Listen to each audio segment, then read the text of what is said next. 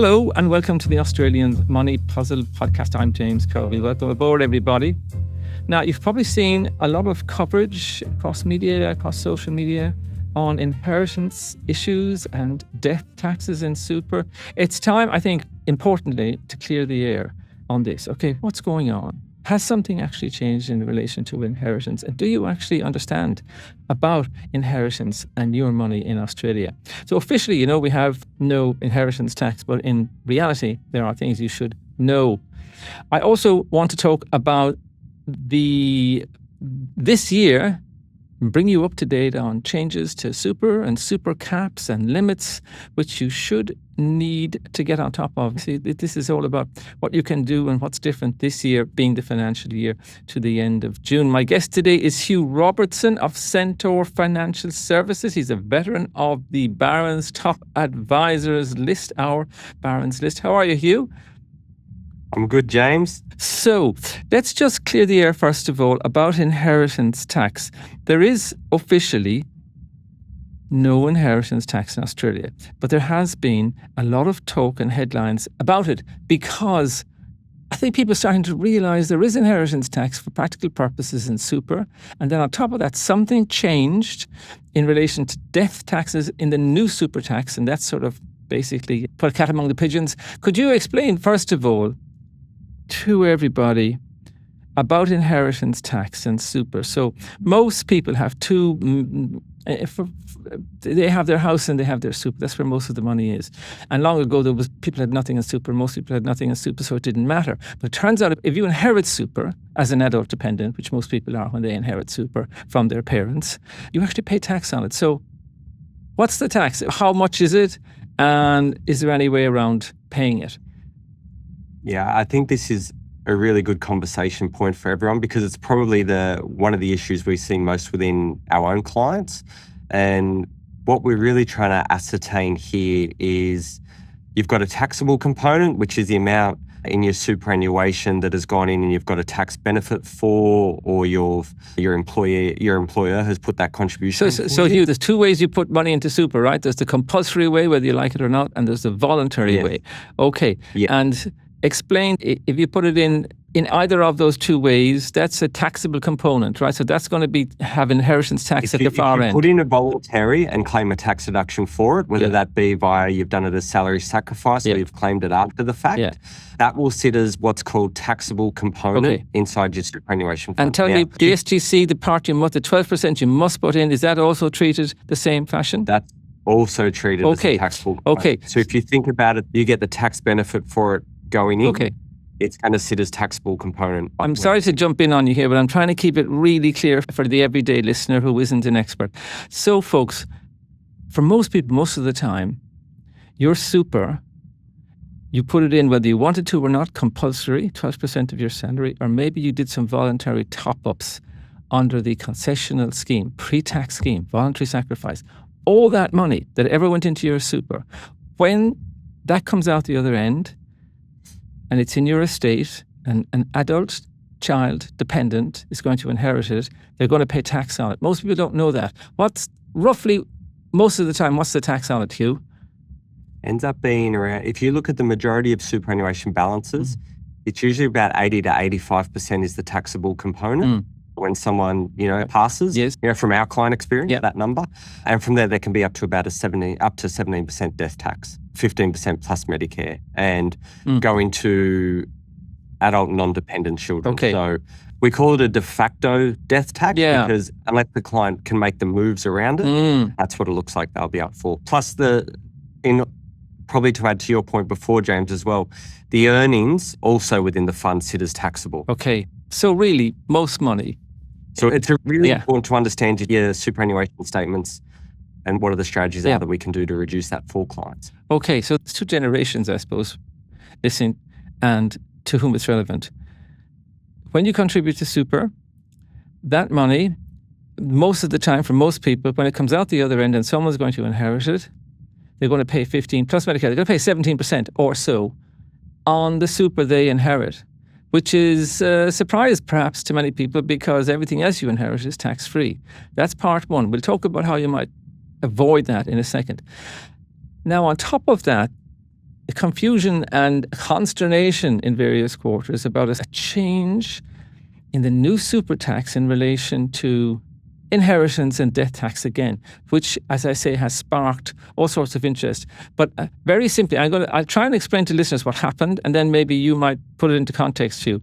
In the new super tax, very simply, in the original version pre-Christmas, when you inherited, when someone died and they had super tax obligations, the taxman only wanted the taxable bill. They wanted it. They compiled it at the end of the financial year. Over Christmas, in the new version that's now before Parliament, there was a thing called an integrity measure, and they changed it, and they said on an ongoing basis, the tax bill will be based on whichever is highest, the start of the year or the end of the year. Hence, if you die at the wrong time of the year, basically your bill will be bigger. People didn't see this one coming. It's technical. It doesn't affect millions of people, but people did not like it. Could you explain just why it ruffled a lot of feathers? I'm a big believer that we've got to stick by our handshake deals that we make within Australia. And if we've kind of enticed people to, self-fund for their own retirement, we really shouldn't be changing the rules for the people that have contributed to it. Because the one thing we want all Australians to do is have confidence in the retirement system, so that they can self-fund. We want to provide incentive for people to do that. And I know even just among our clients now as we're talking, they really lack that confidence in the retirement system above those high amounts. I see we've got, there's some consequential errors there in that instead of people now contributing to super to really grow that balance, which is absolutely, a top priority and everybody should be doing that. That's error number one. They might then be, more needy on the welfare system in retirement. The problem number two is if they want tax deductions, instead of utilising superannuation contributions to get your tax deduction, where else can you get tax deductions, James? I could go buy an investment property and get negative gearing. So now we've got an issue that we have people not utilising superannuation, which we really want them to do, but they are now going and buying investment properties to get the tax, the tax deduction, which is probably not the intent of, why we want people buying investment properties. Yeah. So they are an erosion, if you like, of the confidence in the headline that we don't have an inheritance tax.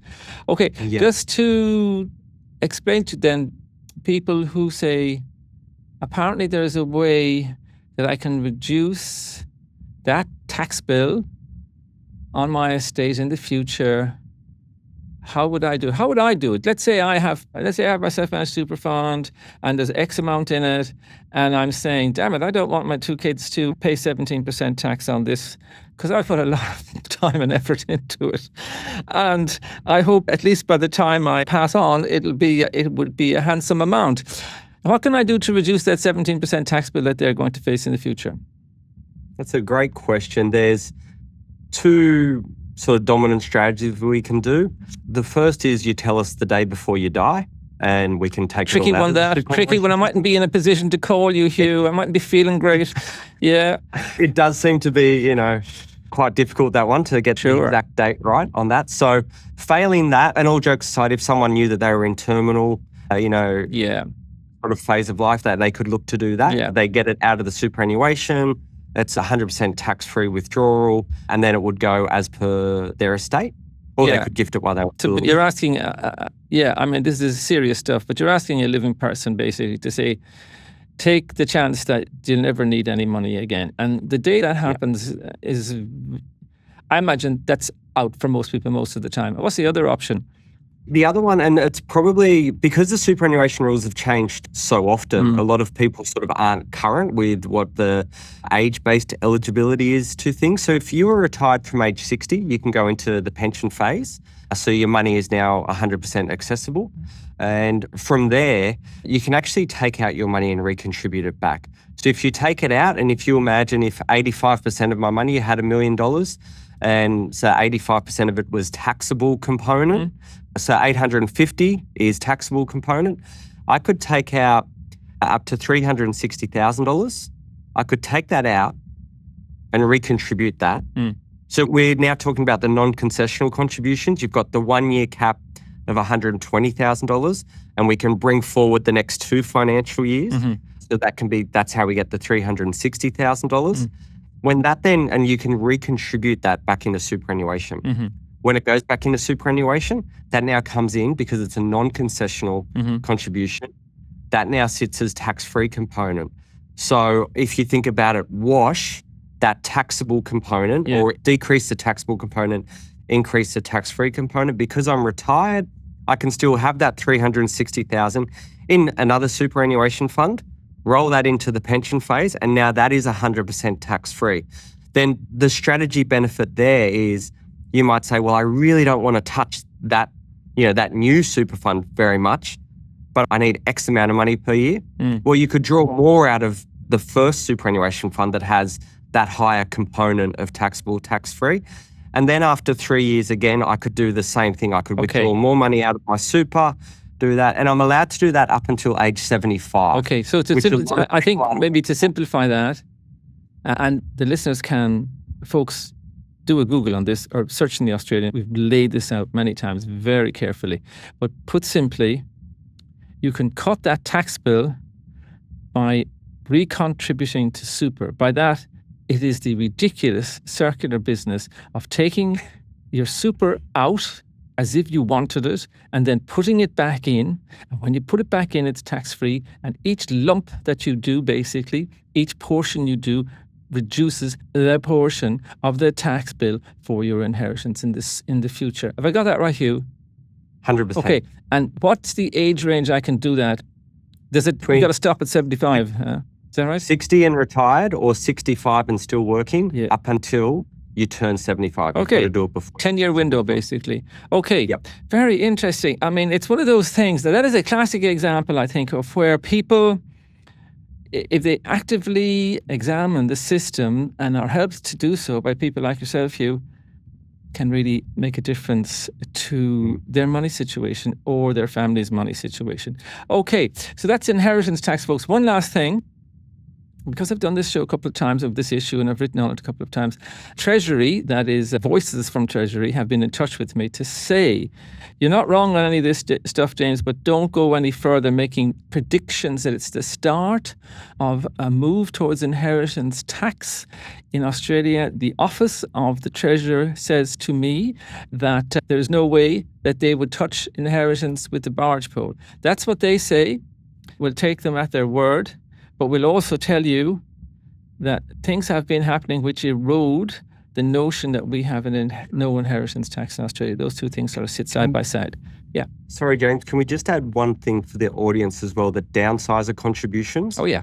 Of up to 300,000 each. Yeah. That also goes in as non-concessional. Oh, that's sweet. Yeah. Okay. So if you do a downsizer, that is, if you sell your family home and put the money into your super, regardless of all rules around super, you get to put that money into super, first of all. And secondly, you cut the bill. Okay, worth checking out. Quite a few things have changed this year, and Hugh is just going to give us a quick rundown. It's worth hearing what you need to do or what you should be doing to optimize things. For instance, I talked about the amount in the first segment about you must contribute to super on a compulsory basis. That's now 12%. It's just creeping up all the time. People don't realize, it's a pretty chunky part of your salary. 12% must go into super by law, the superannuation guarantee, as they call it. That actually means some changes to how much you can voluntarily contribute. Could you just give us a quick run through on that one, Hugh? Yeah. So the maximum you're allowed to contribute year by year is $30,000 as a concessional contribution, less what your superannuation guarantee amount is. So if you think a person's on $100,000, they're going to get $12,000 as their SGC. They're allowed $30,000, so you've got $18,000 that you can contribute. So you've also got to be very careful if you've got insurances through your super. Yeah. So you're paying your premiums through that and you're contributing extra to cover that. What's that trade-off versus growing your balance? And you've also got, if you've got under $500,000, remember you can go and catch up on the previous year's contributions. If you have got less than $500,000 and you haven't been contributing to your super on a regular basis, you can go back up to 5 years and find the difference that you're allowed. Okay, so just to clarify for listeners, you can put in $30,000 a year into your super on a pre-tax basis. However, whatever 12% of your salary works out as, you got to subtract that. because the 30 must include your superannuation guarantee. And if you have less than 500,000 in your super fund, if you're in the fortunate position that you can take a bigger slice if you can make your contributions bigger, you can actually do catch up. You can actually, the 30,000, you can multiply it by how many years? Mm-hmm. Yep. So remember, there's been a couple that it was 27.5 and 25,000, but you can kind of go back in time. Right. Especially if someone sold an investment property this year, for example. Yeah. That's probably the typical strategy. And you can go in MyGov to see what your cap space is as well. Oh, can you? I see. And they'll actually calculate it for you.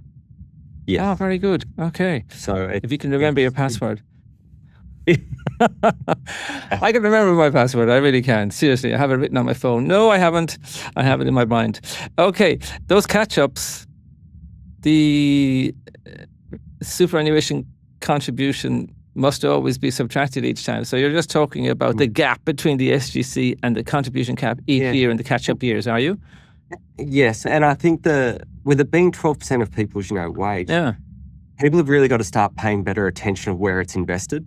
And what do you mean? If you've got time frame to retirement, the volatility is okay. We know with the current, the current state of the world, there's a bit of drama, should we say, and long term though, share market always goes up. So you can be confident if you've got a big chunk of $100,000, $12,000 a year going into superannuation. That's a really big investment. If you consider the majority of people who are still working have a mortgage, they might not be able to put in additional money into super. Yeah. So with that in mind, paying off your mortgage makes sense, but then at least make sure your super's invested, with a risk profile that you can understand. Yeah.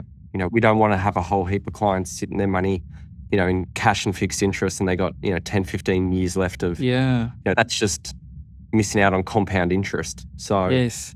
Hopefully with more money going into super, people start taking it, a little bit more serious. Absolutely. As it is your second big asset outside of the value. Absolutely. And even if you're in big super, just be very careful on which box you tick in terms of balanced or conservative or growth, and what does that mean, and is it still relevant? Very broadly, there is new thinking, which I completely support, I think, which is we're all living longer, and the notion that you should shift towards more conservative, in middle age is not really appropriate anymore, because middle age used to be 40 and now it might be 60 if you're going to live to 90.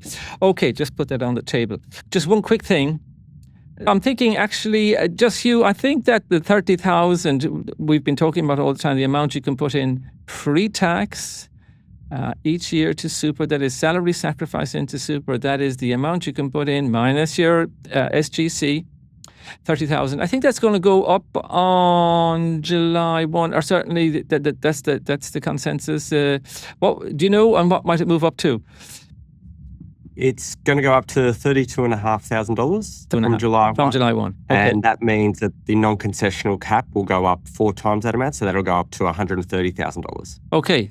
Worth knowing, folks. So from July 1, you can put $32,500 into super pre-tax. And what was the number for post-tax, Hugh? $130,000. $130,000 being 4 times that's the ratio. That's how it works. Now, I have a lot of questions. I had a couple on inheritance, which I sort of bundled in and didn't read out there, but I cover them, I hope, in the first segment and what exactly is going on. So let's have a look at some questions that have come in. Or Hugh, who is one of the sort of people I want on the show to be able to answer this broad range that we get. All right, Danielle, the question in relation to the medical levy surcharge. I completed my tax return and got stung. I've always had private health insurance, but was not aware that if the kids are not covered, I am liable. This looked initially crazy to me. I never heard anything about it. I'm writing to you as it would be good to share with the money puzzle community and have a brief explanation for a couple expecting a kid in relation to this. I'm paying $4,500 for not having our kids covered. Makes me crazy. The tax office pretty much considered us as a family, and even if one person is not covered, then all are liable for the medical levy surcharge. Seriously, guys, says Danielle. Okay, and of course, we won't go into this, but private health insurance has just popped up by 4%, being its biggest rise in years. Did you look at that one, Hugh, and can you tell us, can you enlighten Danielle? Information only, folks, not advice, as always. Yeah, it was little bit of a surprise because most people kind of assume that, it would only be maybe adults for the surcharge, but no, a child counts. So they've got to be covered by the private health as well.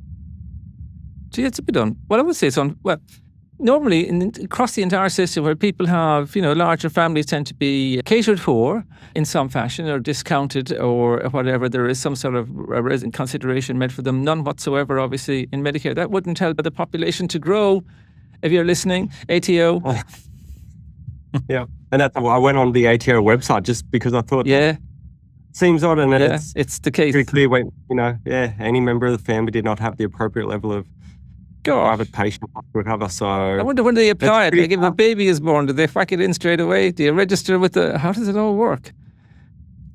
Yeah, well, you add in as soon as you can, you add in your child to your policy. Danielle, you have really found something that we never knew, either of us, or I'm sure the vast majority of listeners. That's very good to tell everyone, Danielle. Thank you, Danielle. A correspondence of the week. All right, Carol, Carol, how much extra effort is involved in tax reporting if you have foreign shares compared to the streamlined process of holding international ETFs? Typically, we're filling in that the dreaded W-Ben form. Yep. All right. And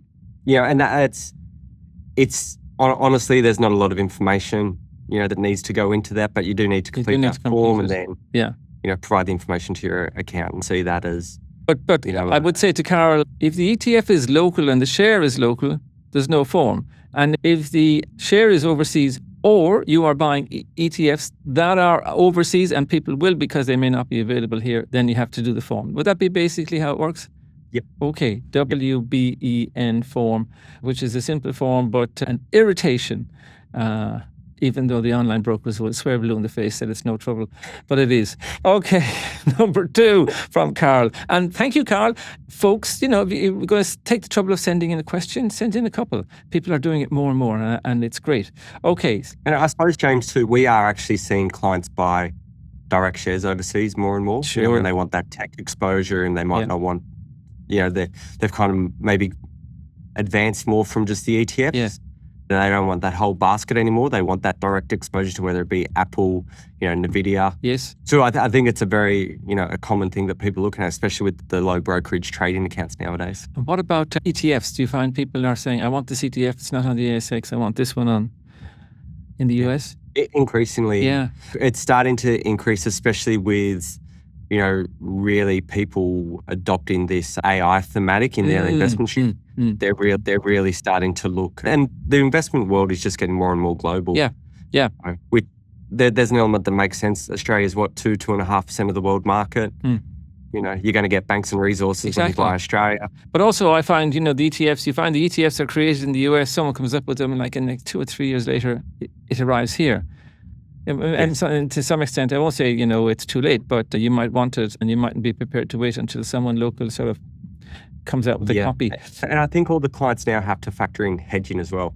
Like if you buy US shares, that's something that we haven't talked about a lot lately, but it's definitely in the conversation now when you're looking at the unhedged versus hedged returns over the past 12 months. Can I ask you one thing? I know the hedged returns are so much better than the unhedged ones, and it breaks your heart when you thought you were going to get 20% on your US shares and you get 8 or whatever. But aren't you kind of chasing your tail if you buy the hedged ETF and then 4 years later you forgot that it was hedged and it was better to be unhedged? I mean, wouldn't it be better to just stick with the policy and forever? I've always been hedged or always been not hedged?